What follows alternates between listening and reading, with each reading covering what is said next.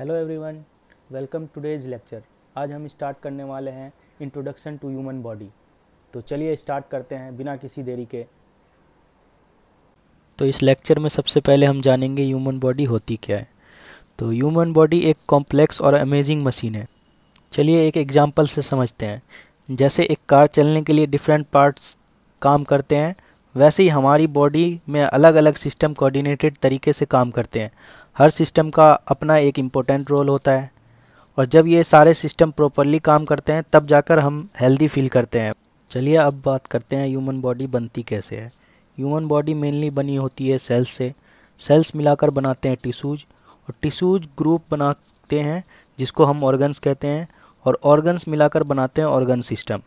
जब ये सब मिलकर बनकर तैयार हो जाता है तो उसी को हम बॉडी सिस्टम कहते हैं।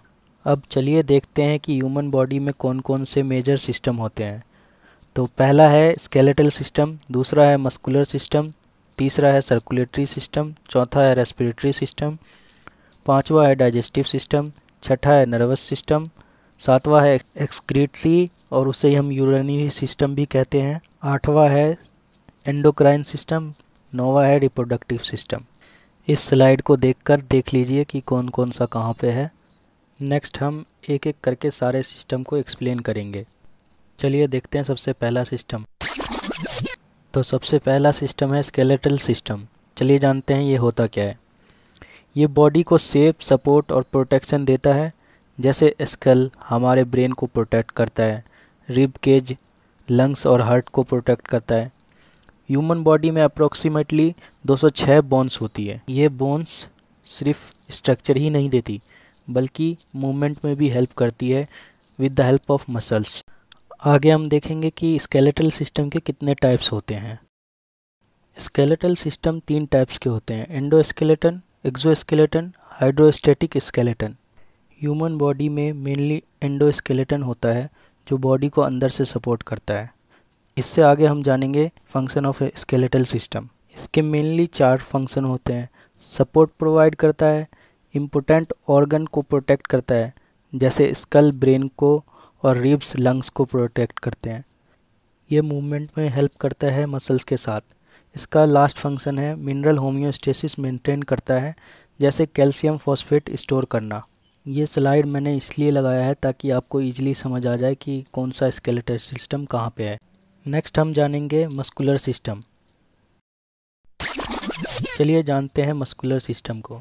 मस्कुलर सिस्टम बॉडी का एक एसेंशियल सिस्टम है जो रिस्पॉन्सिबल है मूवमेंट के लिए, पोस्चर मेंटेन करने के लिए और हीट प्रोडक्शन के लिए। मतलब जब आप वॉक करते हैं, रन करते हैं या एक जगह सीधे खड़े होते हैं, उसमें भी मस्कुलर सिस्टम का रोल होता है। जब मसल्स कॉन्ट्रैक्ट करते हैं तो वो हीट भी प्रोड्यूस करते हैं जो बॉडी टेम्परेचर को मेंटेन करता है। चलिए जानते हैं टाइप्स ऑफ मस्कुलर सिस्टम। इसके मेनली 3 टाइप्स होते हैं, स्केलेटल मसल, स्मूथ मसल और कार्डियक मसल। स्केलेटल मसल जो होती है वॉलेंट्री होती है, यानी हमें अपनी मर्जी से कंट्रोल कर सकते हैं। ये बॉडी मूवमेंट के लिए रिस्पॉन्सिबल होती है, एग्जांपल आर्म्स और लेग्स की मसल्स।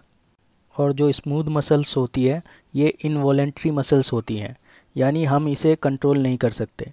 ये इंटरनल ऑर्गन्स में होती है जैसे इंटेस्टाइन, स्टमक, ब्लैडर।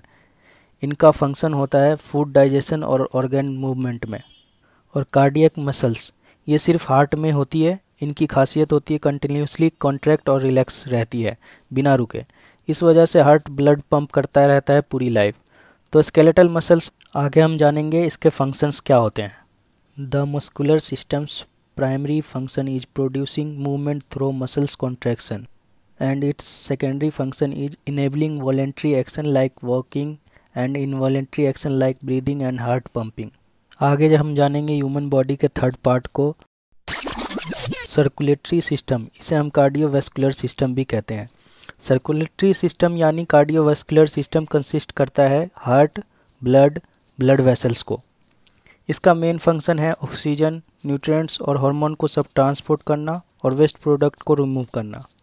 आगे हम जानेंगे एक एक करके सबको एक्सप्लेन करेंगे वीडियो में। तो चलिए देखते हैं सबसे पहले हार्ट।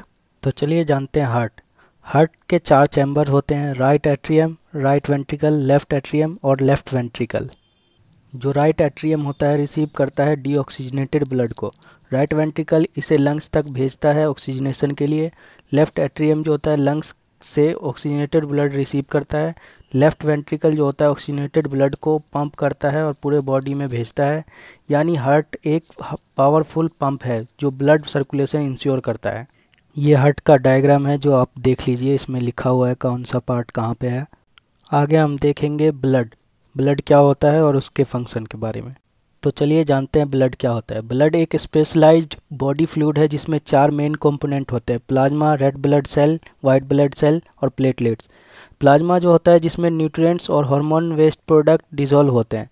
रेड ब्लड सेल जो होता है जो ऑक्सीजन कैरी करता है। वाइट ब्लड सेल जो होता है इन्फेक्शन से फाइट करता है। प्लेटलेट्स जो होती है क्लोटिंग में हेल्प करता है।